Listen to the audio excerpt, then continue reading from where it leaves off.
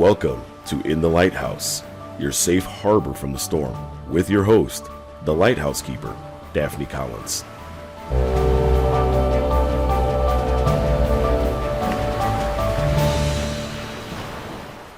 Hello, and welcome to In the Lighthouse, brought to you by Carry the Light Ministries.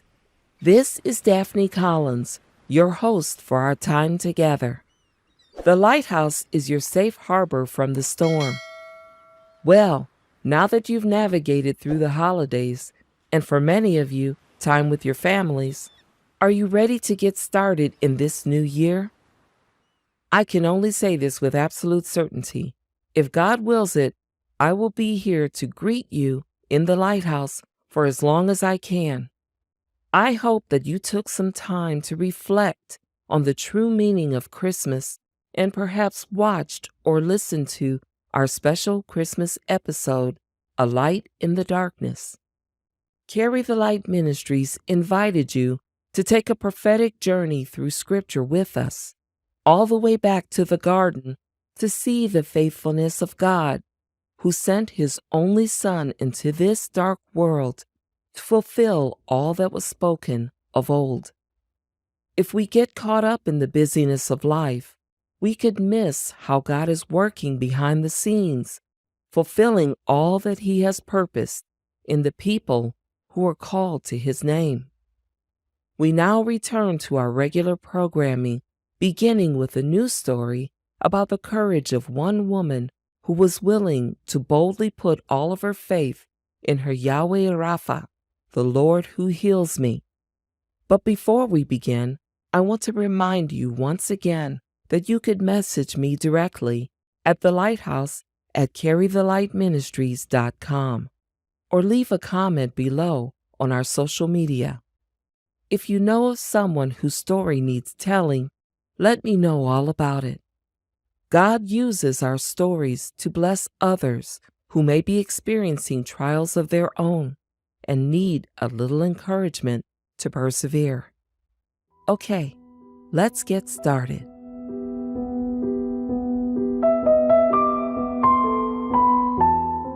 Providence has a way of kicking back when we go about our days relentlessly trudging the wheel of fortune, hoping beyond hope that unfortunate circumstances would not come knocking at our door.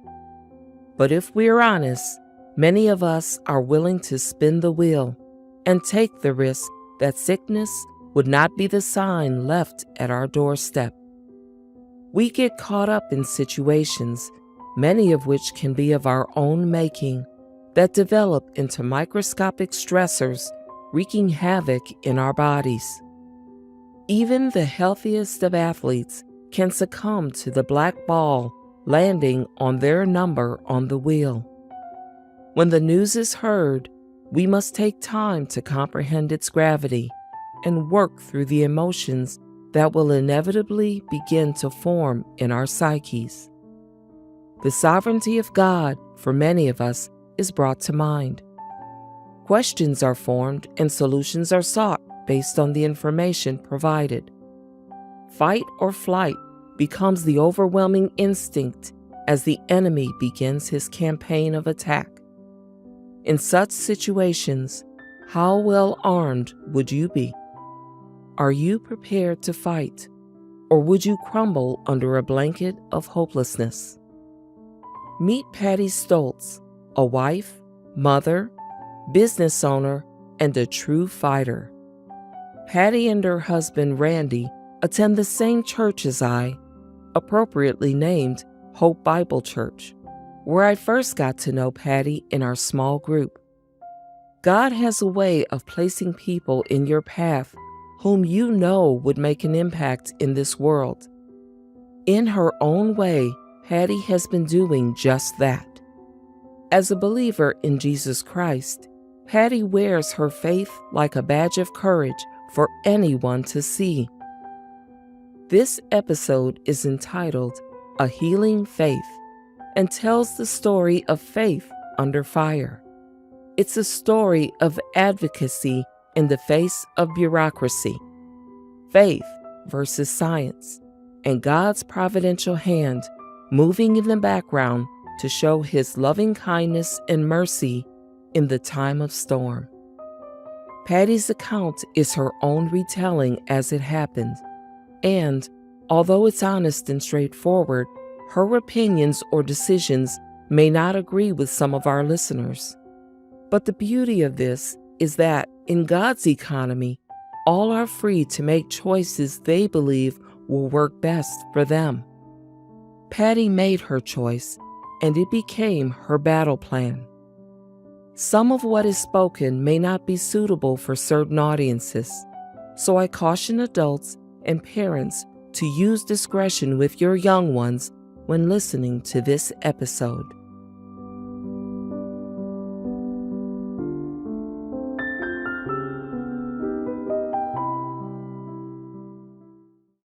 Patti, thank you so much for being here. Oh, thank you for inviting me. This is a pleasure to be here with you today. And I'm very honored that you've asked me to come on your show and share my story. Well, I think it's important for people to hear your story. It's a good story and well worth listening to. What I'd like to do is start off asking you a little bit about yourself, where you're from, where you grew up, your foundation of faith. Those are good questions. I grew up in Chicago in an Italian Catholic household. I'm in the middle of brothers. Just grew up going to church and catechism and just, I like to say, the Catholic way. Right. And I moved to Arizona in 87. And I'm married with 2 boys now, 26 and 28. But when I moved to Arizona, I started dating my husband, and he invited me to church. And I had stopped going to church. I was showing up on Christmas and Easter. Okay. Didn't really understand what the Lord's Prayer meant. Didn't know what it meant to have a relationship with Christ. Just it really never understood any of that. Okay. But I always had a desire. I always wanted to go to the Catholic school, which I couldn't go to because my parents couldn't afford. And I kind of resented that. But then I went to the Catholic high school. I was always somewhere inside of me wanting more, but I never knew how to get it. And I was very much living in the world. And when I moved to Arizona, my husband invited me to church, and I started getting curious. And I was bouncing back and forth between the Catholic church, a Lutheran church. Okay, so his was a Lutheran church. Yes. Okay. Yes, and that's where we went to church, and it's a pretty interesting story. Honestly, I'd like to share this because I was bouncing back and forth, and the Catholic church felt comfortable, but there was something missing. And then I'd go to the Lutheran church with him, and I did not like the organ music. But one Sunday, Pastor Ernie was given the message, and all of a sudden, it was like nobody was in that building but me and Christ standing on that altar talking directly to me. And that's when I knew I needed to be there. Later on, I realized God brought me there for my baby food because I wasn't ready for meat and potatoes at that time. Right. Very interesting. Yeah, so that was just an aha moment, and I'll never forget that. Just seeing Jesus standing up there, just speaking right to me. Nobody else was in that building. And so things changed over the years and got married. Mm-hmm. Your faith changed.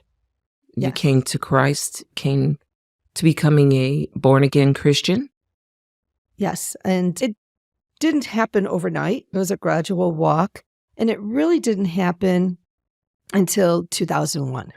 So I moved to Arizona in 87. I got curious. I started going to church, and we went to church regularly. Right. I even got, bamboozled into teaching Sunday school, and I was very nervous because those kids knew the scripture better than I did.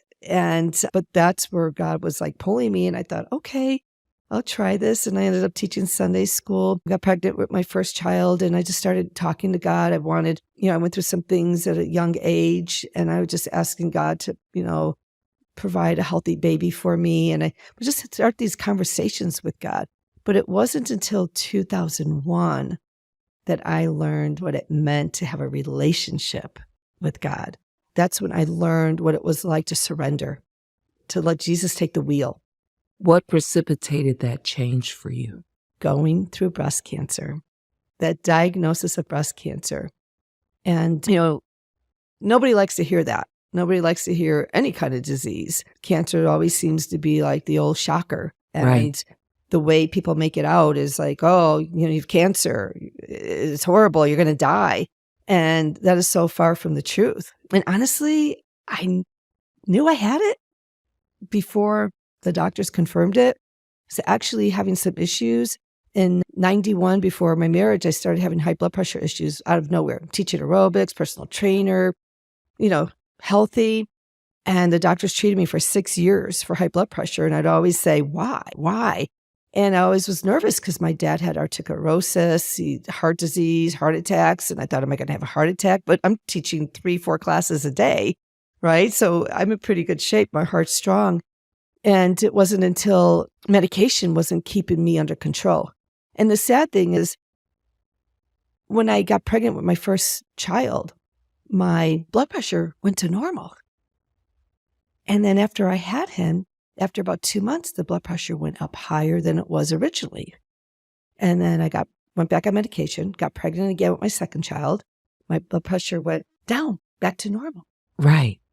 Then after I had him, it went up even higher. So the doctors were saying, no more babies. Now, anybody that would think logically would think blood pressure without pregnancy, normal during pregnancy. Let's take a look or think about hormonal issues, right? Right. So I went to an endocrinologist and was just treating me all this time with medication. And when I stopped being controlled, he decided to start doing testing. Put me through all these horrible tests. And then the last one was an MRI of the renal area. Turned out that I had Conn's disease, a very rare disease. There's 2 different diseases on your adrenal gland. And I happened to be lucky to have the lesser of the 2 evils. But it was Conn's disease. I had a non-cancerous tumor on my left adrenal gland. And this doctor looked at me and said, this is what I thought it was all along. And I looked at him and excuse me. I looked at him at that time and I said, then why in the hell didn't you do something about it? He said, you were being controlled with medication. That was my first experience with almost dying from not being treated or looking for something sooner instead of just throwing medication at it. I ended up losing my left adrenal gland. And I then started complaining about my right breast, bothering me, achy, itchy nipple, the whole thing. And I'd go to my OB and he'd say, oh, it's just your hormones. It's just your hormones. And I'm like, well, shouldn't we address it? Oh, you'll be fine. You'll be fine. And this is going on for 3 years now. A lot of people don't understand. Cancer takes 3 to 5 years to show its ugly face. And it was about 3.5 years. I was in Washington State doing a training, staying at a friend's house, and she had one of those breast checks hanging in the shower. And I'm just, doing my check, and I'm thinking, oh, this does not feel right. Called my OB, got in for the MRI, and I just, in my gut, felt it was not going to be good. So it turned out to be cancer. And I had a friend that went through breast cancer, and I know she did things naturally. So I called her, and I got on her protocol real quick, changed my diet, lots of vitamin C, IP6, all sorts of things to build your immune system, your T cells to help, get after the cancer. And I saw my naturopath who guided me through things. I did all natural treatment. But during that process was me turning to God completely. Interesting, when I went to the surgeon, he was a Christian man, and he said, prays for all his patients, everything. But he wanted to do mastectomy. And back in the day, the lymph nodes for testing, they were doing dye and all that kind of stuff. And I really was very uncomfortable. He sent me down to another floor, plastic surgeon's office. And I got to tell you, I walked in this plastic surgeon's office, and all I could feel is darkness. Nobody greeted me. The gal at the counter looked like she was plastic. It was the most eerie feeling I ever had. I turned around and walked right out. And I got in my car, and this gentleman, Eric Clark, that I was training for our job, I was a trainer, and he called me. And as I'm driving, and he said, hey, how are you? I said, I'm fine. He goes, no, you're not. And I said, I'll be fine. He goes, what did the doctor say? And I said, I have cancer. And he said, okay, do you have a Bible at home? And I said, yeah. And it was my husband's grandmother's Bible, the King James Bible, right? Yeah. I did not have my own Bible. And I said, yes. He said, I'm meeting you at the house. Get it out, I'm meeting you there. I said, but we have an appointment at 1 o'clock. He goes, I already called. He already knew. He said, I already called. I rescheduled that. This is important. So I'm driving home. And for those that are listening, these 4 questions God gave me, write them down, memorize them, because they will pertain to anything that we go through in life. Mm-hmm. And as I'm driving, God just was like giving me these questions. And the first one is, Lord, show me how to kick its butt. What am I supposed to learn from this? How do I grow from this? And how do I glorify you through it? Mm-hmm. Those 4 questions were my foundation. Those were my rock. That's what kept me going and focused on Christ for the first time in my life. I went home, met with Eric, sat at my kitchen table, we talked, we prayed. And he said, now open your Bible to Mark 11:22. And, it's basically when in need, ask in prayer, but believe. Believe, yes. And you shall receive. Mm-hmm. And, have a faith of a mustard seed. And that is, there's in Matthew, there's a lot of places in the Bible that speaks of that. Mm-hmm. But Eric said something to me that I've never had anyone say to me. He said, now you're healed. You get up every morning and you thank God for your healing. And be careful who you ask to pray for you. I've never had anybody say that. And I said, I don't understand. He said, not everybody believes that Christ is the same today as he was yesterday, and that he can heal today as he did yesterday, and will continue to heal. I went, wow. He said, so be careful who you ask to pray for you, and tell them how you want them to pray for you. Be specific in your prayer needs, and tell them, I need you to pray for me, giving God thanksgiving for my healing. And God will get me through this walk. Mm-hmm. We all have a journey to go through. I mean, when we think about it, look what Christ went through for us. Absolutely. Suffering we do here, mm-hmm. My goodness, nothing compares to what he did for us. And everything we go through is to glorify him. If we allow him to use us, then it will always glorify him. There's nothing that we go through in our life that he doesn't put for the goodness to help other people. Use our situation as a witness to other people. Mm-hmm. And I opened my Bible for the first time with Eric. I mean, really opened it. But every day. Or your husband's grandmother's Bible. Right. Exactly. Yeah. That is exactly what is in King James at that. Yes. So imagine somebody that really, opened the Bible at church here or there, but never really diving in. Right. And I'm reading the King James Bible. But every day I put my tunnel vision on. I had my, I wasn't looking in the world at all for help. Every day I asked God, show me, Lord, how to kick its butt. What am I supposed to learn from this? How do I grow from this? How do you want me to glorify you through this? Talk to me, please. Through a person, through your word. Just please put something in my path. Make it so clear and evident that it's what I'm supposed to be doing. And I will tell you, it all just started to align itself. Mm-hmm. I was going to the homeopath and a naturopath, a chiropractor, and an acupuncturist. I created my team of doctors. And I switched surgeons. The first surgeon was a Christian, but he was too, what's the word I'm looking for? I did not want to go through a mastectomy. I thought he was too aggressive. Radical. Mm-hmm. I had a friend that was a plastic surgeon that I knew from Chicago that moved here. Mm-hmm. And I called him and I told him what was going on. And he referred me to another doctor, surgeon. And I went to him And he said to me, I don't believe we need to be removing any body parts. Let's get this lump out. Let's see what we're dealing with and then go from there. I said, thank you. Now, I've been already started treatments with the homeopath, a naturopath, doing all these treatments. I changed my diet. I am in the Word, and I am asking God every day for guidance. And what year was this? 2001. Okay.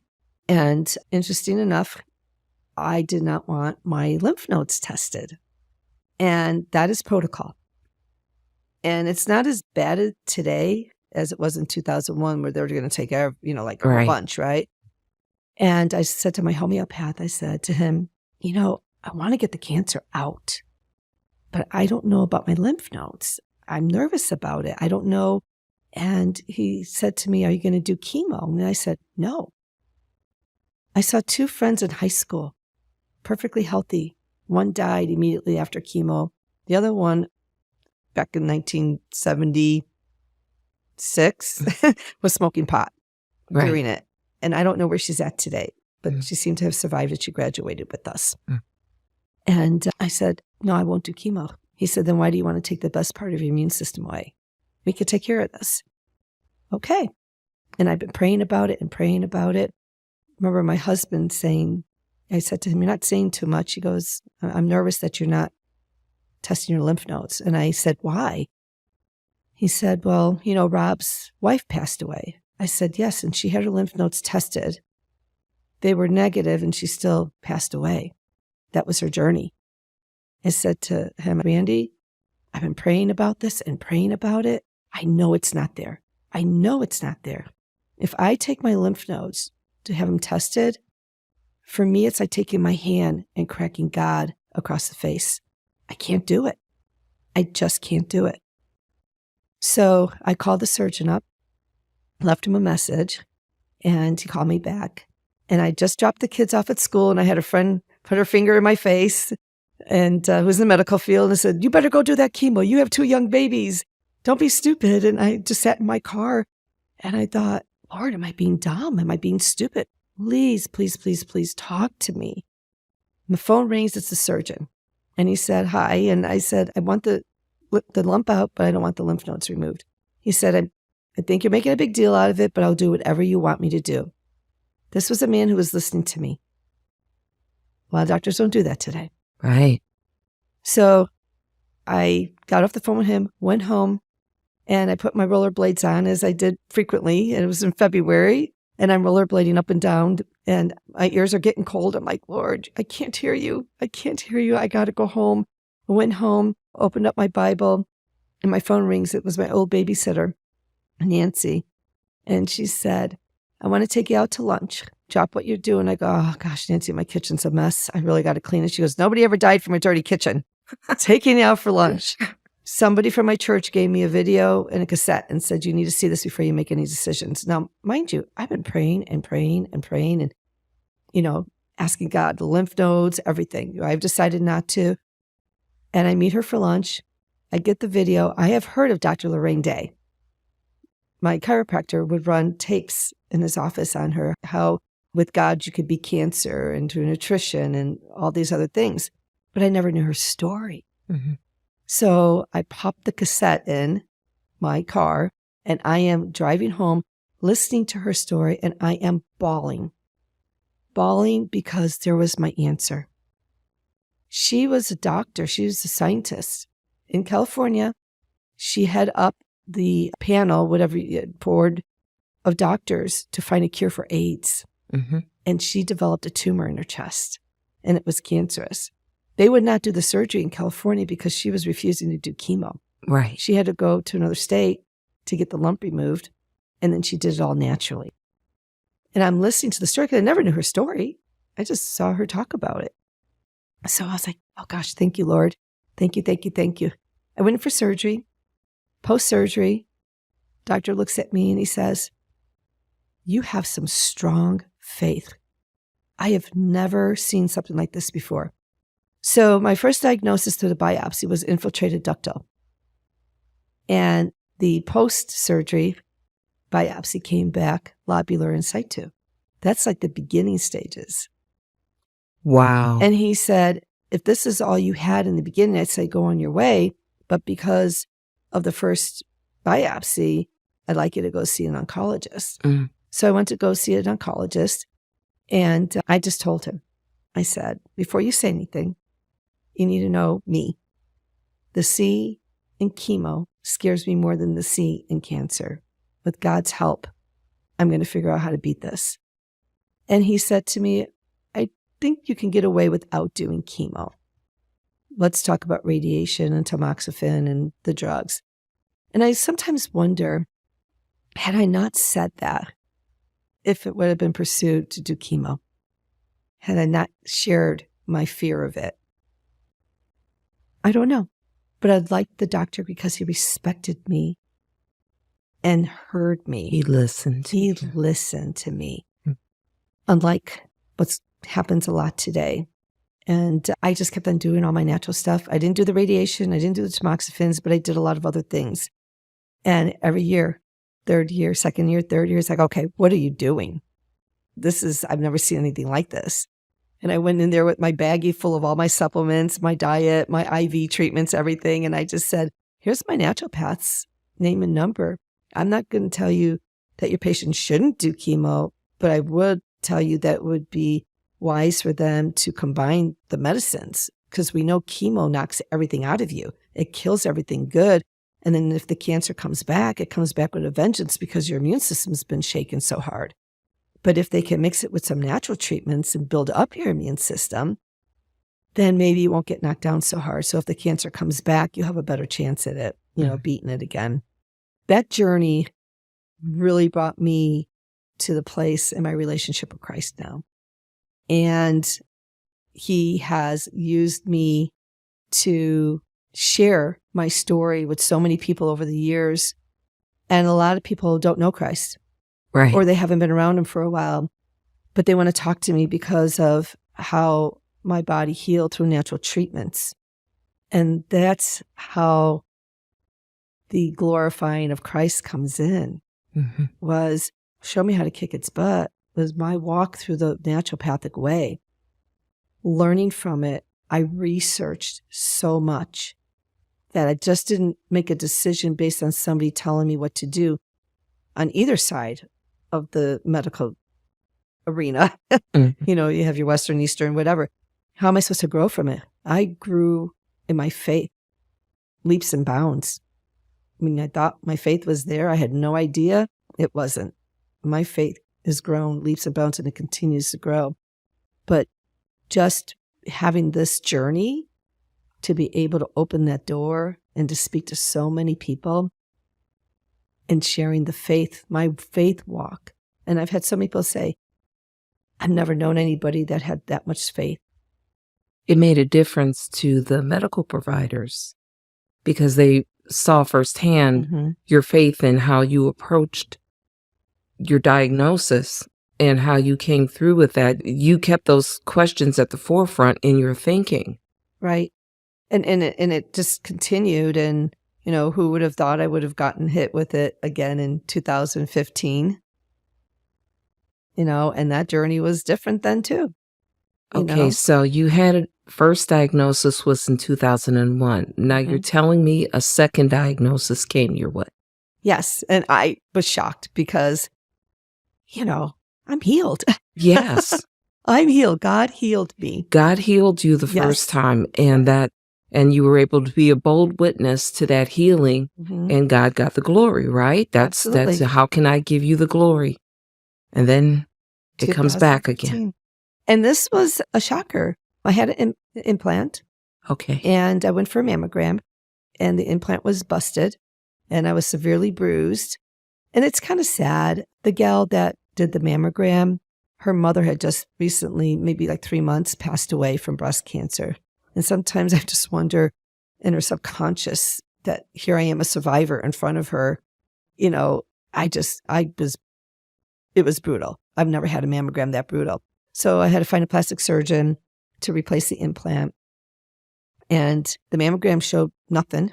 My blood work was good because, I had to go through all that before I could do anything. So she got in there, replaced it, and found some tissue that felt kind of weird. So because of my history, she sent it in for a biopsy. And much to my surprise, it came back as cancer. But again, thought I had it. But I didn't want to accept that. So before I even went in for the You surgery, thought you had it. You thought you were healed.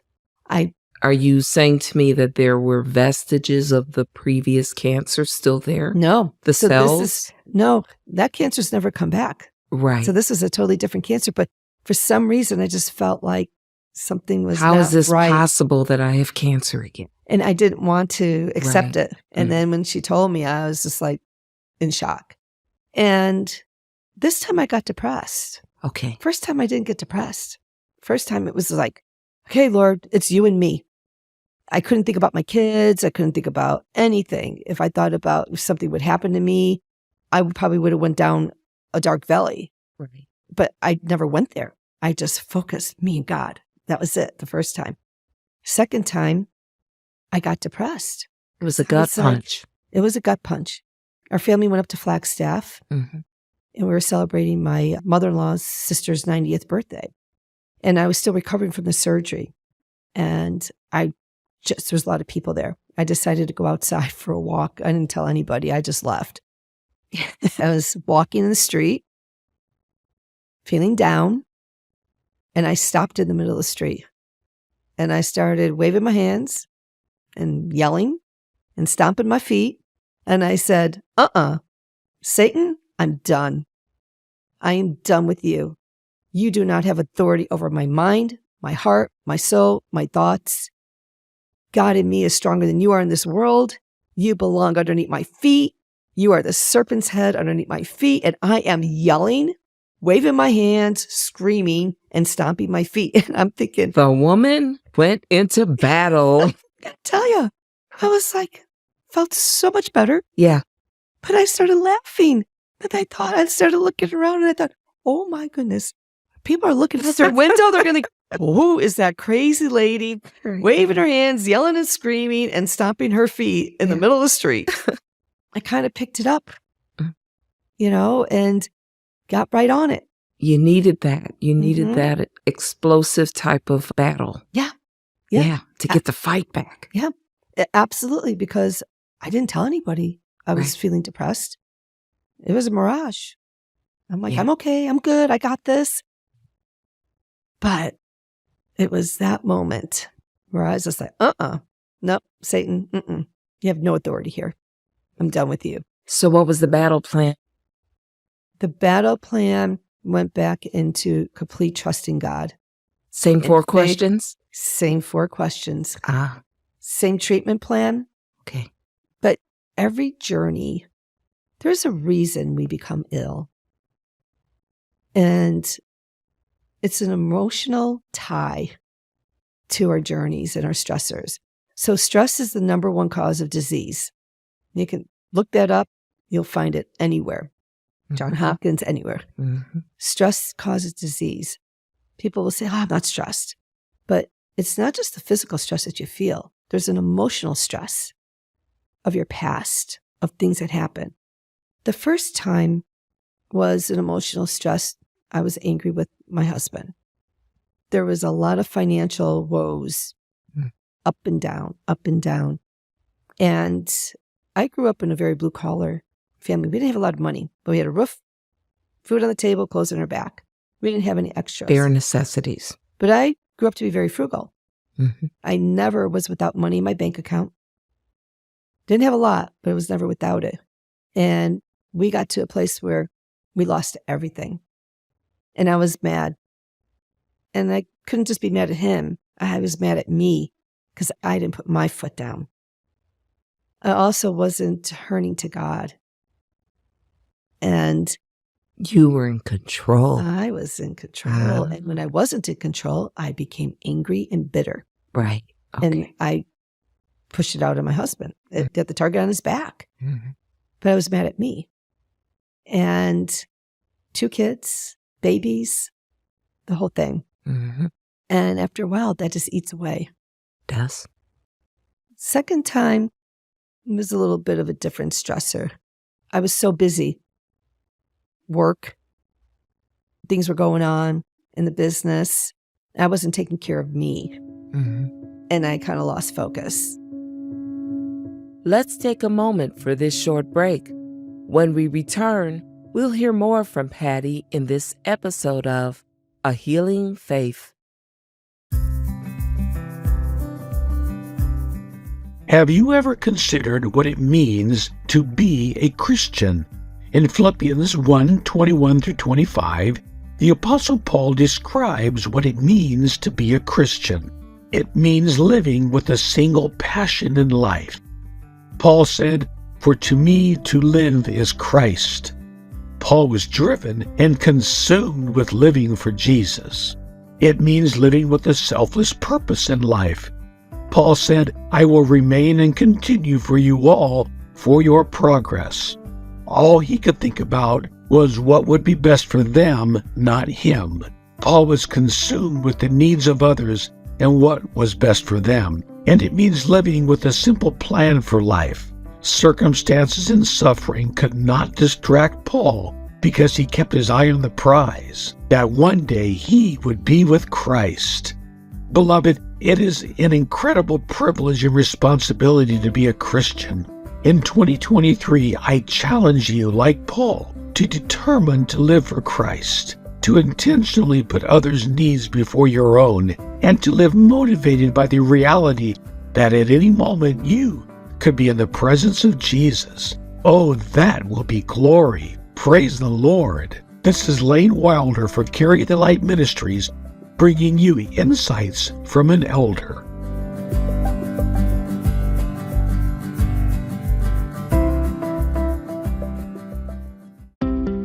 Welcome back.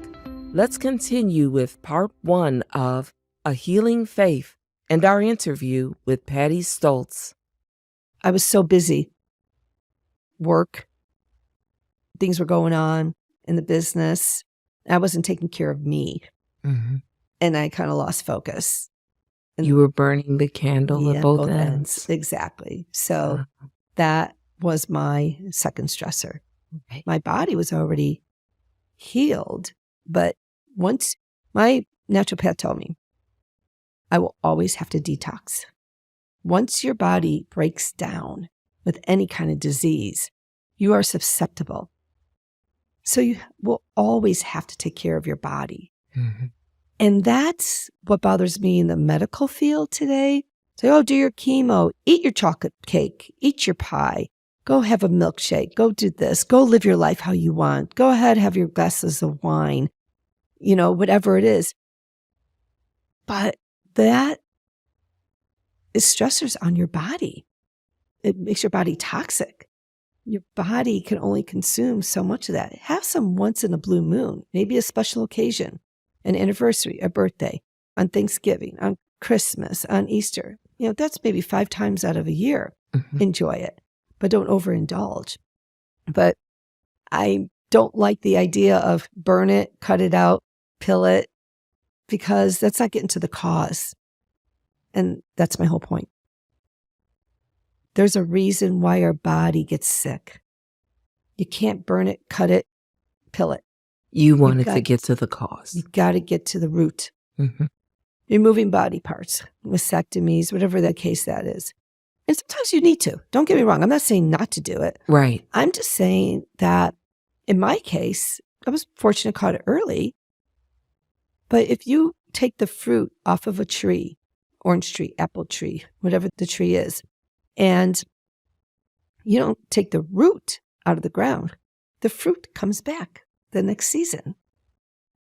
So if you remove your fruit, your breasts, mastectomy, which they pretty quick to do, but you don't get to the root of what caused the illness, it's going to come back. Mine came back. I didn't take care of myself, and it came back.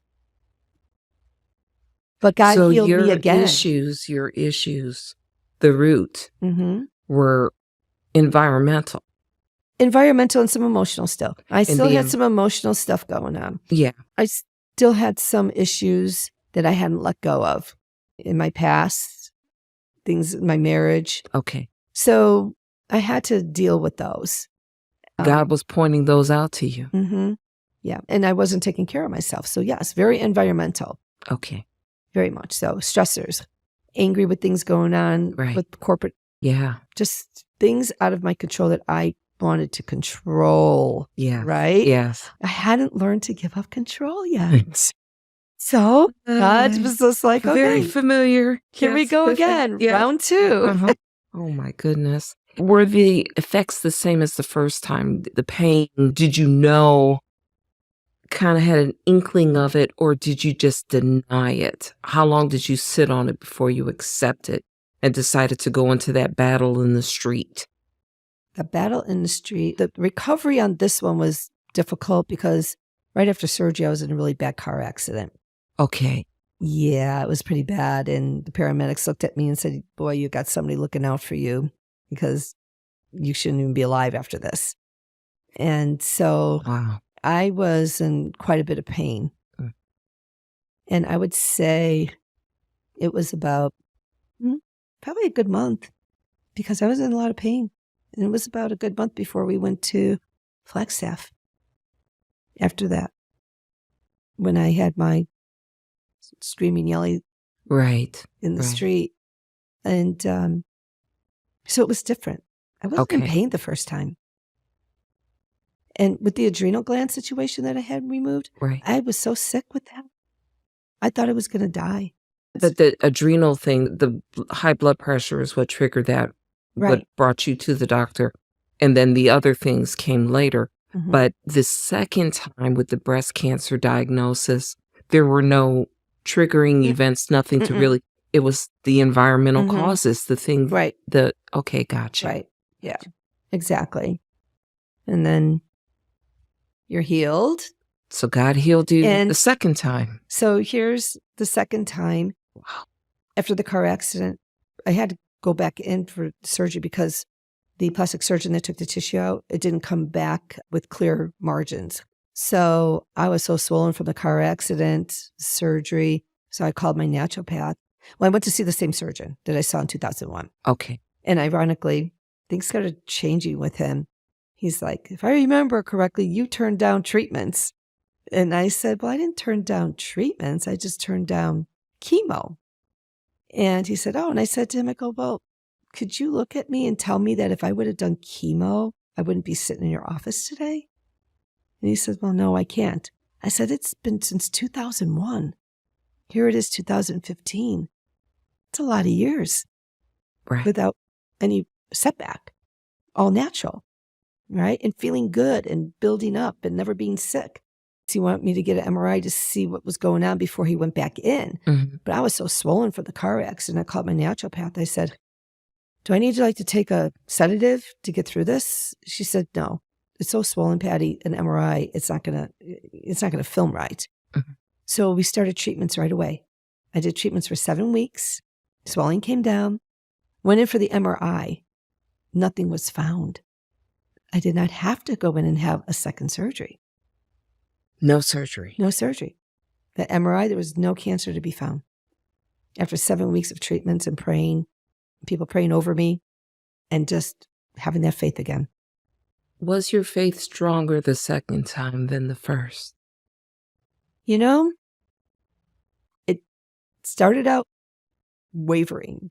I mean, it didn't get any less. It was there. Did you find yourself more or less pulling away because of circumstances in life? I was too busy. I didn't spend enough time alone with the Lord. And then this returns, and that brought you back into your relationship with the Lord. Absolutely. It's exactly what happened. Okay. Busy. And okay, Lord. Distractions. Mm-hmm. These are the things that pull us away from our relationship, the intimacy.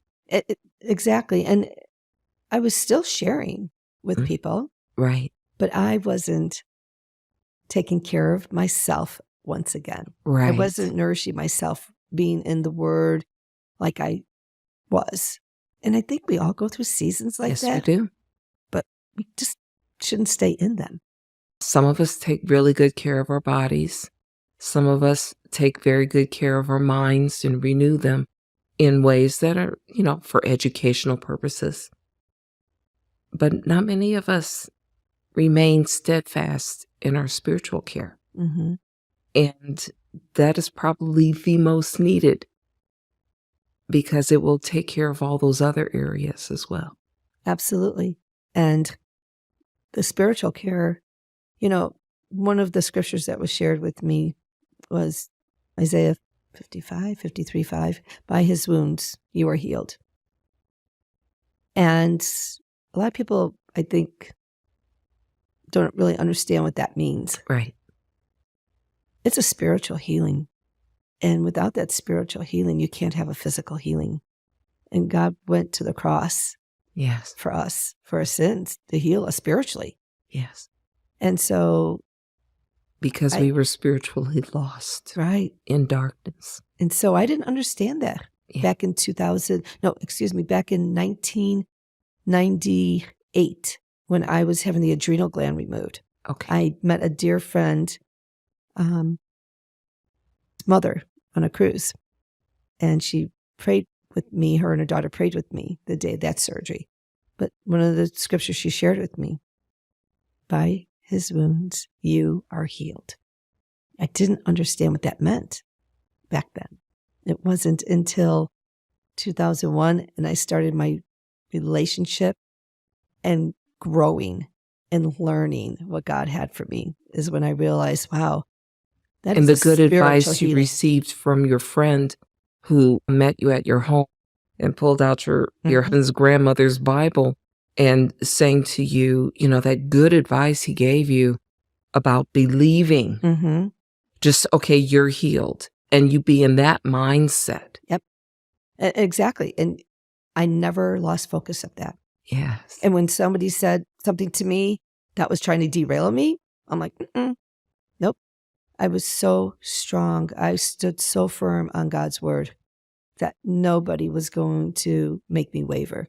The only time that I got down was that second time, gut punch, the depression, and got in the street and started yelling. So the second time, we get through it and praising God. And then there's a third time. A third time. A third time. Oh, Patti. Three's a charm. Is that what you're telling me? Three's a charm. So when and how is this possible? Exactly. And this one was a real shocker because I didn't want the implants anymore. Okay. So I went to go see a plastic surgeon who did a body fat transfer. And I thought, I don't need to look any certain way. I just want to be healthy. And so we talked to her. And of course, I had to go for my MRI and the checkups because of history. Yes. And the implant that was in there from the 2015 surgery, the implant was bulging out of my skin. And that's why I finally was just like, okay, we got to get this out. I don't want these anymore, the whole thing. So I went for an MRI and it came back suspicious. I'm like, it's the implant. There's no way. Let's go to my naturopath, sit down, talk. And he said, what do you want to do? Do you want to just start some treatments now? Or do you want to wait for the biopsy and see what happens? I said, well, let's just start. It's not going to hurt me, right? He's like, no. So I thought, okay. And it was a pretty crazy journey this time. Mm-hmm. A journey that I hadn't gone on before, but a journey I needed to go on. Because of this journey, I started writing a book. I want women, men need to understand this too, but being a female, it's going to resonate with women more. Mm. I need women, people in general, to know what it means to advocate for yourself. Questions. What questions do you ask? What does it mean to advocate? What happens is the plastic surgeon sent me to a breast surgeon. Unlike my first surgeon in 2001, who just did the lumpectomy, let's get it out and see what we're dealing with.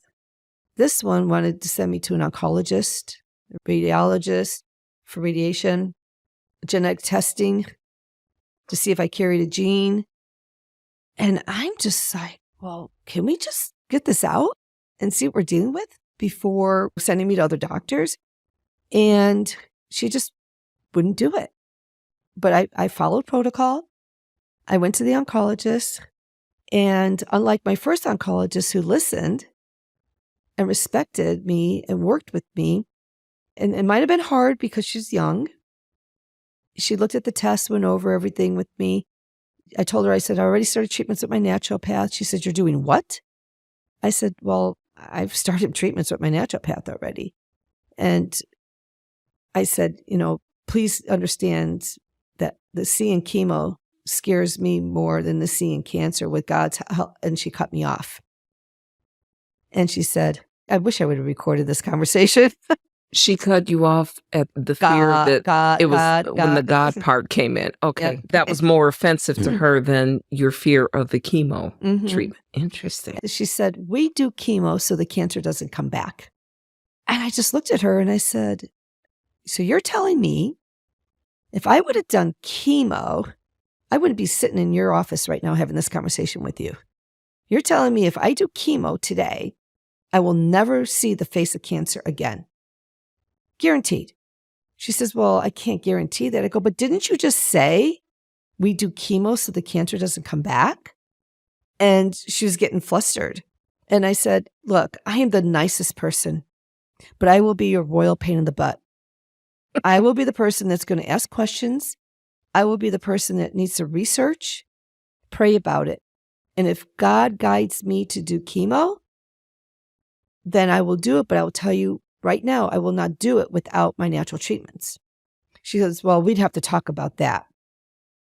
I'm like, what's there to talk about? Well, I don't know how they would hurt you or interfere. And I said, are you willing to work with my naturopath? He specializes in oncology.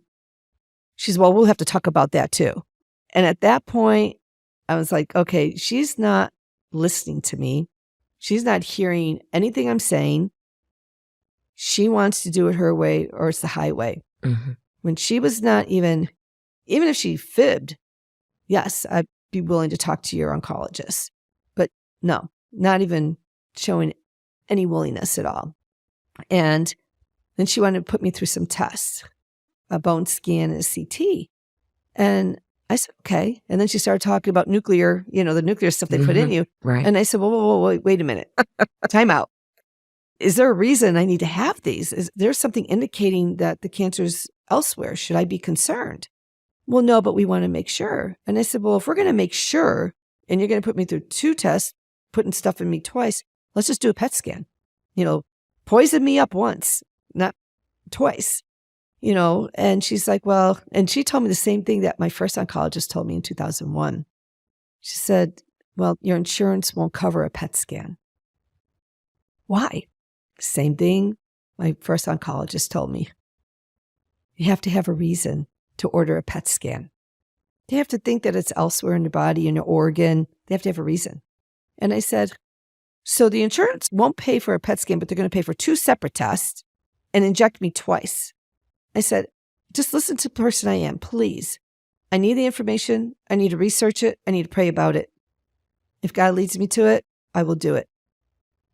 And so she excused herself, went out, came back in. She handed me a packet. And I said, what's this? She goes, this is everything that you'll need to research. If the tests come back this, we'll do this treatment. If the test comes back that, you'll do this treatment, blah, blah. Walked out of the office, and I'll tell you, it was just so sterile. Right. Just so sterile. In the waiting room, everything is just so sterile. I walked out, got in my car, and I just threw the papers on the floor. I was like, this is too much. Next day, I go to my naturopath for my IV treatment. I walk in his office, and I hand him the packet. He says, what's this? And I told him what happened.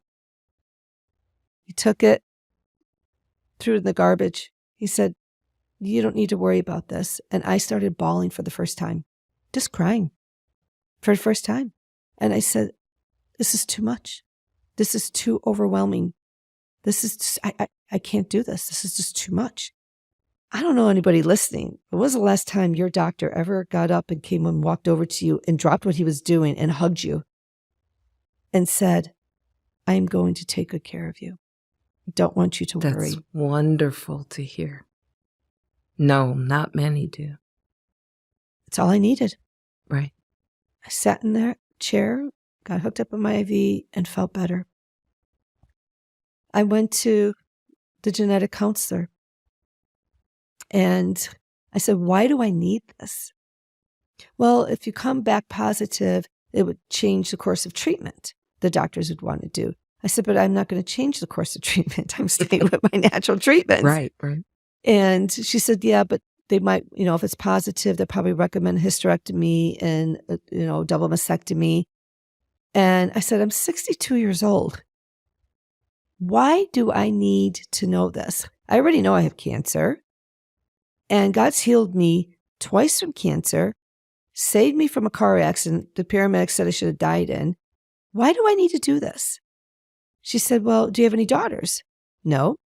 Do you have any sisters? No. Now, nobody in my family has had breast cancer except for my great aunt on my dad's side. She was diagnosed at 50 and lived to 102. Nobody on my mom's side has ever had cancer. My aunt smoked. So you are an anomaly in this. This is okay. This is interesting to hear. So they have no family history to go on. Right. So why do I need to do this test? Right. I already have cancer. I know it. Yeah. I'm not going to change my course of treatment. And then she says, well, do you have children? I have no daughters. We established that. I'm like, well, yes, I have 2 sons. Well, they can get breast cancer. And at this point, I'm feeling like there's a selling. And I said, my boys understand that there's cancer on both sides of the family and they need to take care of themselves. They need to go for screenings. And we're going to trust God. I said, sometimes I think science gets in the way. And I don't want my family always looking over their shoulder of what's to come. I think we do that enough with what's thrown at us from the world.